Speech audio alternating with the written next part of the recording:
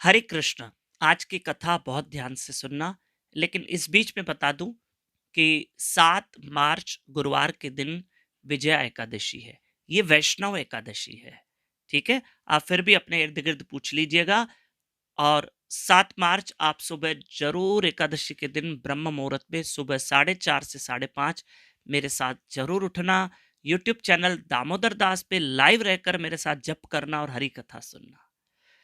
और एक विशेष सूचना देना चाहता हूं जो बाद में दूंगा, पर अभी कथा सुनो। एक महात्मा थे, उन्होंने अपने जीवन में बहुत भक्ति की, बहुत पूरा जीवन।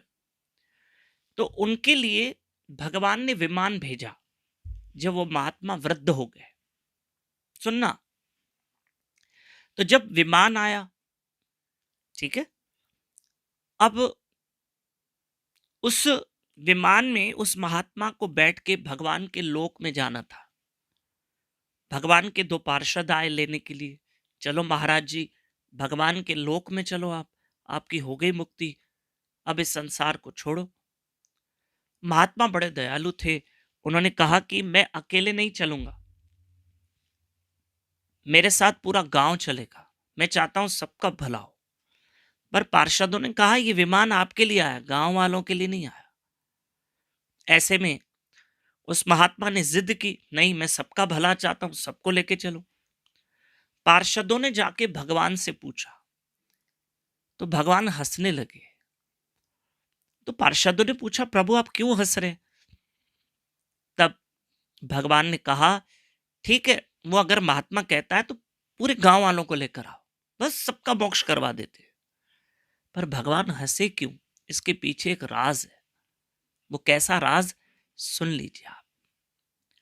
अब भगवान के पार्षद नीचे आए और महात्मा से कहा कि ठीक है, भगवान ने परमिशन दी है, आप पूरे गांव वालों को इस विमान में बिठा दो, सबका भला हो, जाओ बुला के लाओ।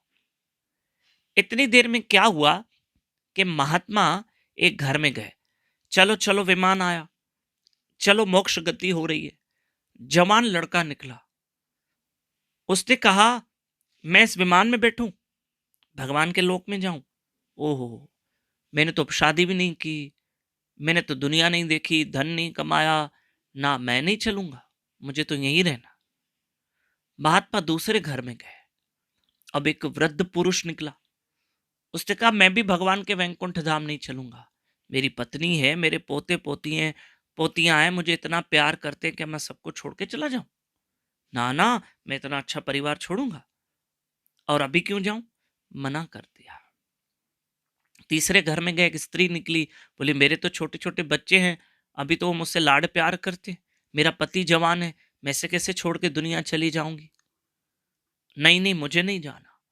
महात्मा 100 घर में गए, कोई भी उस विमान में बैठने को तैयार नहीं था।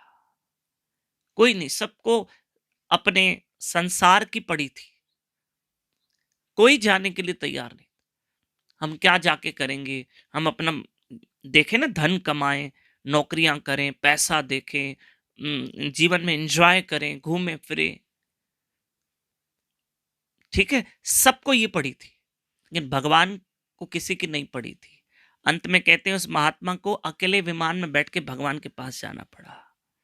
और भगवान इसलिए तो हंसे क्योंकि उनको पता था कि कोई आने वाला नहीं है, क्योंकि ये कलयुग है। और लोग यहाँ हम सब, देखो देखो सुनो, हमारे लिए भी विमान आया है, विमान आ चुका है सत्संग के रूप में।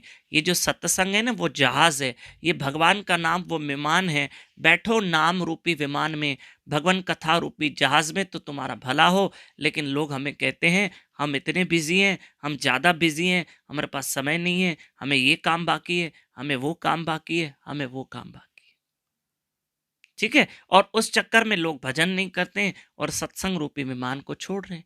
मत करना ऐसे, और खूब मेरे हरि का भजन करना। हरे कृष्ण कृष्ण कृष्ण हरे हरे, हरे राम राम राम हरे हरे। एक विशेष विशेष विशेष विशेष सूचना कि 7 मार्च और 8 मार्च, क्योंकि 8 मार्च शिवरात्रि है, हम दोनों दिन शाम को भी 4:30 से 5:30 बजे इवनिंग में भी मैं लाइव रहूंगा। YouTube channel Damodar Das, Facebook page Damodar Das पे भव्य हरि कथा सुनेंगे, शिव जी की महिमा सुनेंगे 7-8 मार्च।